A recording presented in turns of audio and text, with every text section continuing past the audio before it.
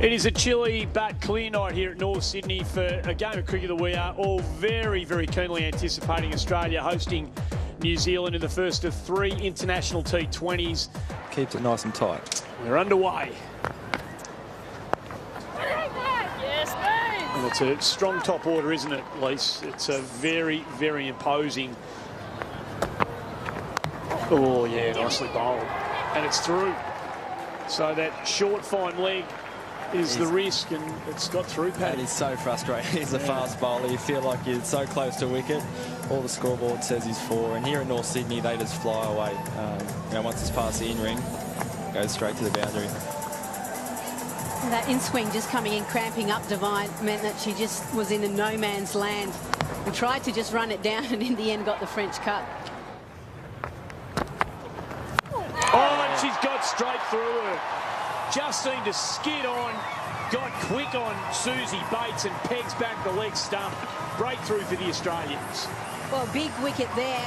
Just 112 kilometres an hour, but it was the lack of bounce that really undid Susie Bates. It just kind of decked back in as well. And beat her all ends up. And Elise Perry, she delivers her first ball and she's able to pick up the first wicket as well. And it's the big one. It's the big one of Susie Bates.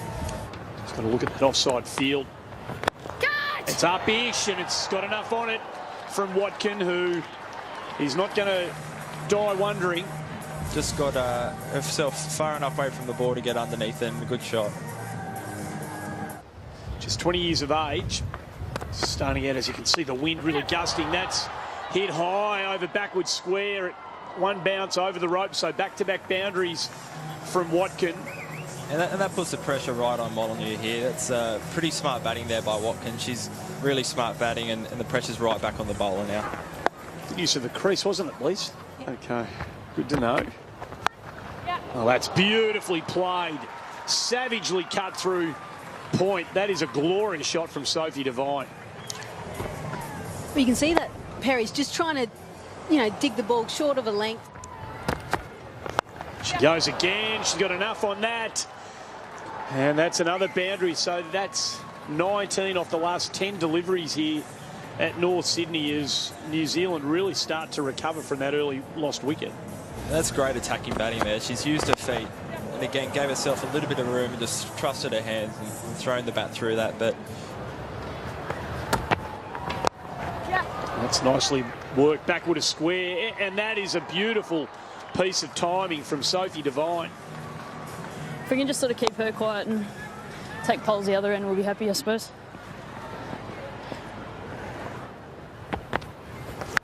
Oh, that is huge. That is massive. That's out of the ground. that is big. That is just magnificently struck from Sophie Devine. As a bowler, there's nothing you can do other than turn around and walk straight back to your mark, head down. That's impressive early this season. Maybe 2's the call. Gee, that was better than maybe 2. That just kept galloping away across this outfield. shows how fast the outfield is there. Heard Meg Lanning say throughout the week, she's got a great temperament, very level-headed, so she won't be too flustered. But mine was Ricky Ponting. Oh, that'll do. That's up-ish, a chance on the rope. Oh. And despite a valiant effort from Shoot, it had enough on it now. Looks like it's cleared the rope to me, yeah.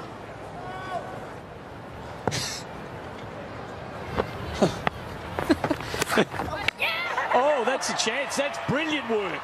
We're going upstairs, but Healy is super confident. And Watkin looks like she's on her way. Wide called.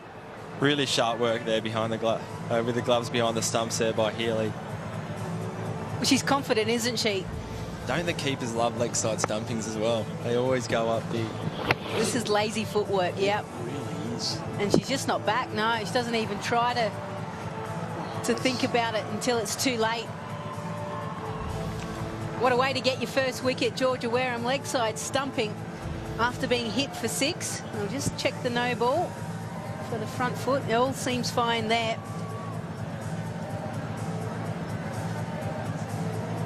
I didn't get to see whether the girls kind of rubbed the hair of Georgia Wareham for the first wicket. It's a great take there by Healy behind the stumps. She just overbalances, doesn't she? The young Kiwi, and she can't get back and ever alert. That's great work from Lisa Healy. That's through, hit beautifully. It was uppish for a moment, but it wasn't being caught.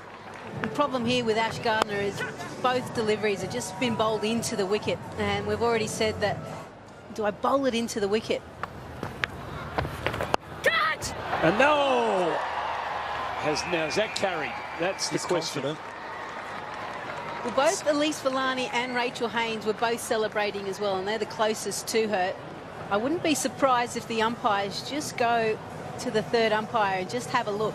The key that we need to kind of have a look at is the soft signal by the umpires when they do go up, if they go up, and they are going to go up. Have you got a gut feel? It looked to me like it was a half volley, but They've said not out as well, by the way, soft signal.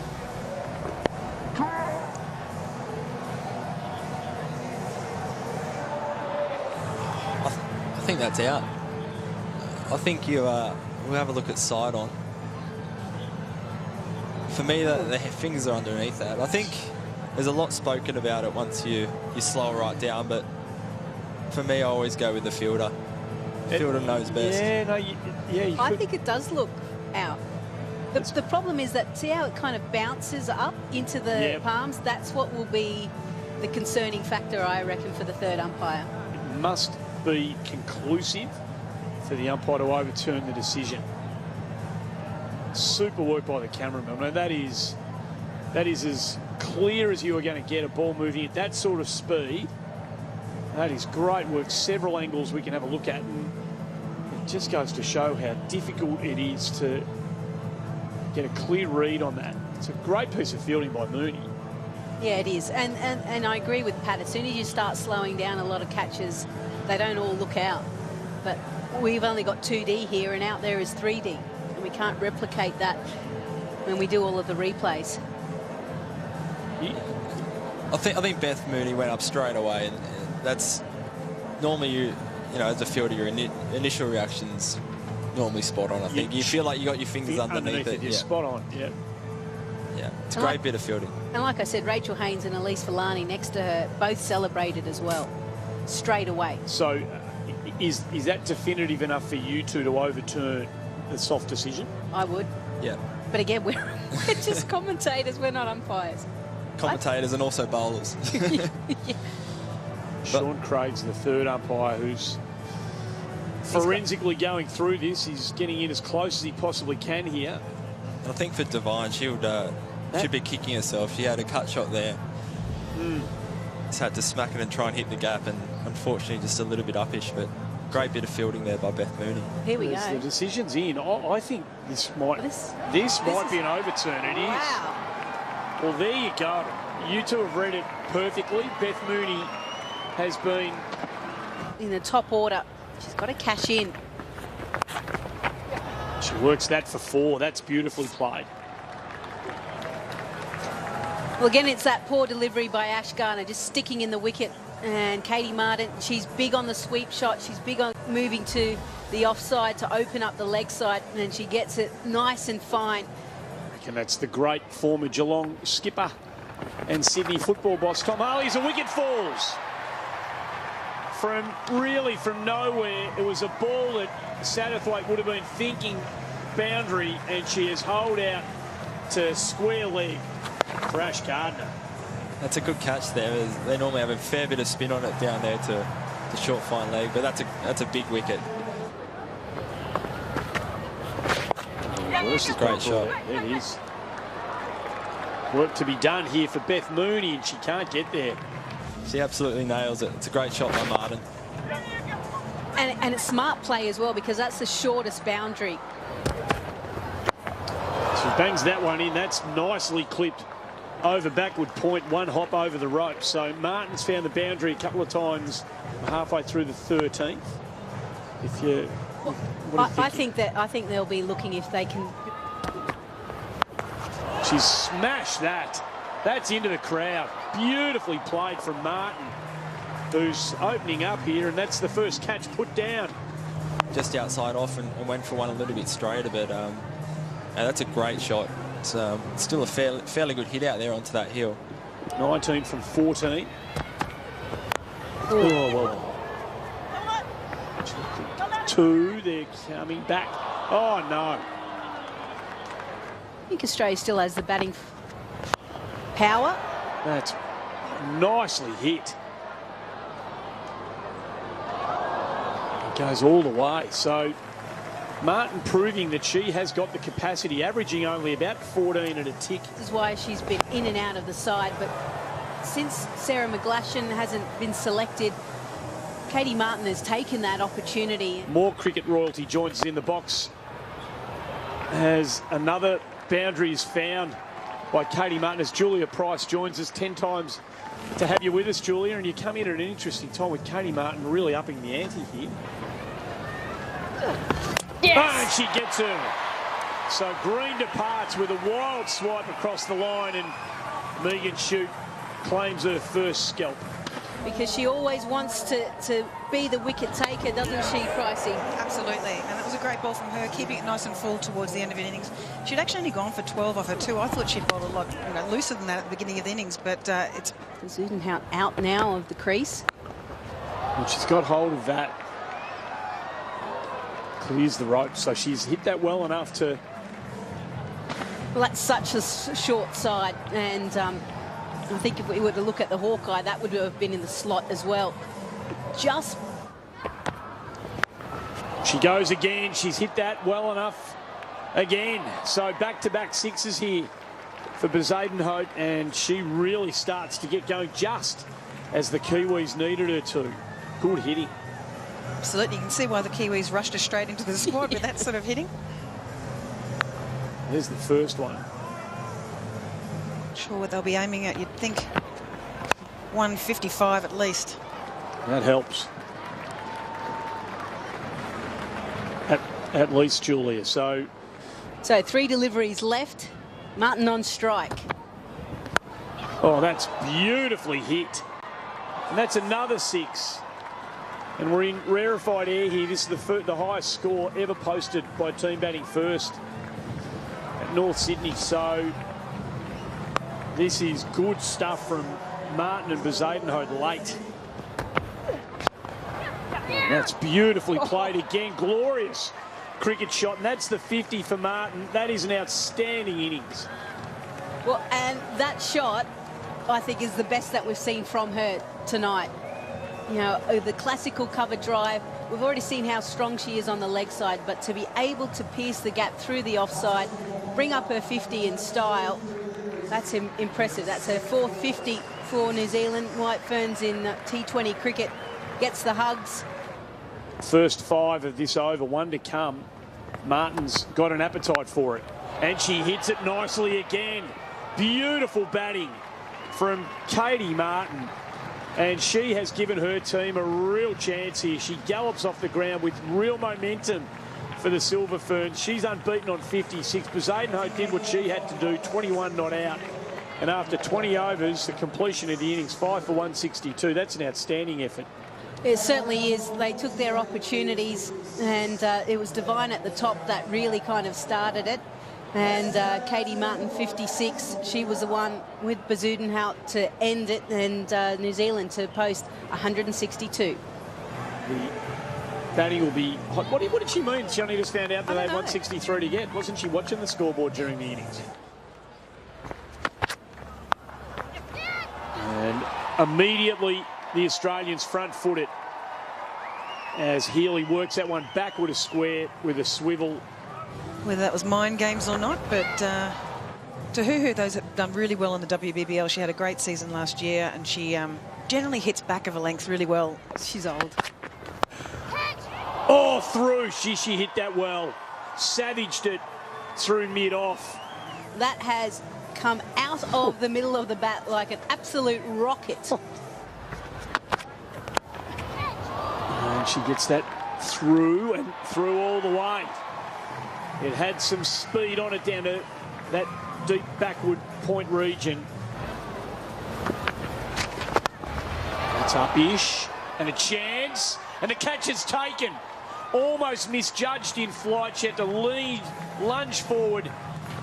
Well, all of a sudden, I thought it was going to be a great shot, but then I had a look and I noticed that they had the field, and because Casper kind of angles the ball back into the left-hander. So the batter's crossed, and Elisa Healy unperturbed. He faced a couple of balls now. Healy's the aggressor. Oh, that's beautifully bowled, and she's gone. It looked pretty adjacent, and Devine just works the ball back. And Healy played across the line. Does tend to close the bat a little bit on that one. And that's taking out leg stump, I think. Yeah, she knew straight away. That's why she wasn't even running for a single. And then she was waiting for the finger to go up. We nearly see a similar delivery, but this time, Elise Villani gets enough bat on it and she gets off the mark. So I think this is a good move. New Zealand wouldn't have expected it. We certainly didn't. No, we didn't. Oh, that's worth a shout too. She's got another one. Villani gone. So it was a very simple decision. It was going to take out middle stump, and all of a sudden, Australia are in a little bit of a worry because they've now lost their third wicket. Villani, who was elevated up the order. Before you're confident that she can cope at this level. Well, cricket's such a mental game, so that's key. She's got to be able to cope with that. That's going to happen every now and then as the full toss. And she's got to understand that's part of the game. But generally, yeah, just giving her confidence to go up there, turn the ball, particularly as a spinner, turning the ball away and practicing various things and being able to fail in the net and not be too concerned about it. Again, it's got away from her. And another boundary, so you can't dish that sort of stuff up to Meg Lanning. You normally expect a leg spinner to have their fingers across the seam, but she's kind of using it on the actual leather. Is that one in? That's the tester for Gardner. She went for it, got away with it. It's game on. Each other so well, so they know that they're going to test her with the short ball, and Ash Gardner just got that. It's up-ish, there's a chance, and it's taken. Huge wicket, Gardner goes. Ash Gardner is a boundary hitter. It was a nice flighted delivery. She thought, here's my opportunity to find a boundary, but all she found was the one player out there in the deep, and that's Hayley Jensen. She comes in off the boundary, sets herself comfortably, and takes an easy catch. Jensen into the attack, and Haynes takes her on straight away. A risky shot, given the fact that Haynes has only faced a couple of deliveries.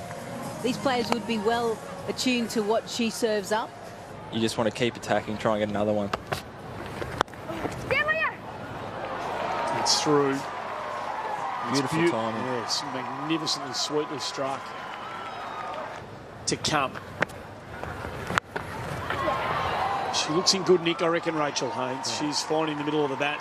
Hander and a right-hand batsman in. For Rachel, that's the leg side's the short side here, and And again she goes. Paddy, she's hardly like done anything outlandish in this. She's been like completely controlled through her first 10 deliveries faced. She's going at 200. It doesn't feel like she's kind of stretching herself at all at the moment. no, absolutely. And I think as a bowler, you've kind of got to reevaluate and say, this batter's looking like she's going to have a night out. Oh, she's crushed that one. That was asking to be put away. And Lanning doesn't miss out on that sort of invitation. Gave it too much width. It was still aerial, and Bezuidenhout, who's at backward point. You must be dying to get out there, not only just to play, but to also keep warm. It's a bit cold out here, isn't it? It is freezing, but I'm more than happy them hitting sixes. So, yeah, it is cold, though. To be able to get down amongst the Australian lineup, particularly with the batter who's might have a fairly significant... He wants to have a chat to the graphics. Yeah, I will. It's a great shot. Oh, it really is. Magnificent use of the feet. I think this highlights how hard it is only having 4 fielders out. That means you can't really bowl wider than off stump, so really small margin of error, and it's a high quality cricket shot. as is that. That is gloriously played. Sit back and enjoy the stroke play of Meg Lanning. I think her shoulder's looking okay. Oh, that's beautifully timed. Magnificent. That's raced away. Yeah, has it right. Deep in her crease. So it allowed her to try and get up and under, because what Suzie Bates tries to do is go Yorker, slower paced deliveries. Glorious stuff. This is against a career strike rate of their own personal ante to a significant degree. This is beautiful batting.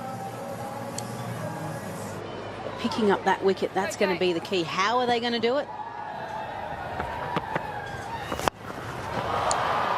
That's well hit again. She's picking the spots, isn't she, Rachel Haynes? Tie her up for room, and she's up for the challenge. She knows where it's brought on the strike bowler. She's bowled well tonight, Devine. They need a wicket desperately. And that was nearly it, Paddy. Unfortunately, it's gone unrewarded for Sophie Devine. Yeah, and the Aussies are now down, less than 1 run a ball, so 50 up for Rachel Haynes as well. That's a great innings. Potentially a match-winning innings that. It's, come in and from ball one, timed it out of the middle, took the game on, and it's been rewarded. So they'll have a bit of banter, Devine Haynes. She goes short again. Has she got enough on it? Enough to clear the fielders and trickle over the boundary. So back-to-back boundaries. This really is the key over, isn't it, for the New Zealand White Ferns? Oh, she's gone hard and high. She should be caught. Oh, no, it was misjudged badly out there. And that might be the game right there, as Haynes goes big and is put down at long on. Well, Maddie Green took another catch and she actually was able to hold on to it, but she misjudged it and had to come forward. This time she came too far in and the ball just sailed over. I think she might have just missed stopping it for 4 as well. Yeah, she probably just took a couple of too many steps in, and it's always harder to go backwards rather than picking up that step or two forward late, but it would have been a good catch. Just a slippery ball out there. So with that boundary, and I'm sure it'll be confirmed, this is now the highest 5th wicket partnership for Australia in T20 internationals. And Rachel Haynes racing towards a PB for herself. 65 is her highest score in T20 internationals.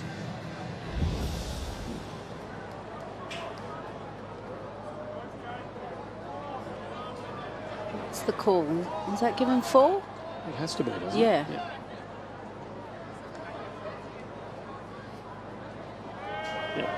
Yep, there we go. I don't think she will. I think she'll take it on. Yeah, I think she will. Another half a chance. Oh, poor Devine. It's just been the strangest of overs. Looking to turn that trend around, and they're doing it emphatically at the moment. That brings up Meg's 50. And that's a great innings. She's calm under pressure, isn't she? Very rarely do you see a smile or a little laugh out there. It takes her cricket so seriously. Oh, that's beautifully played. What a glorious shot. And that's it.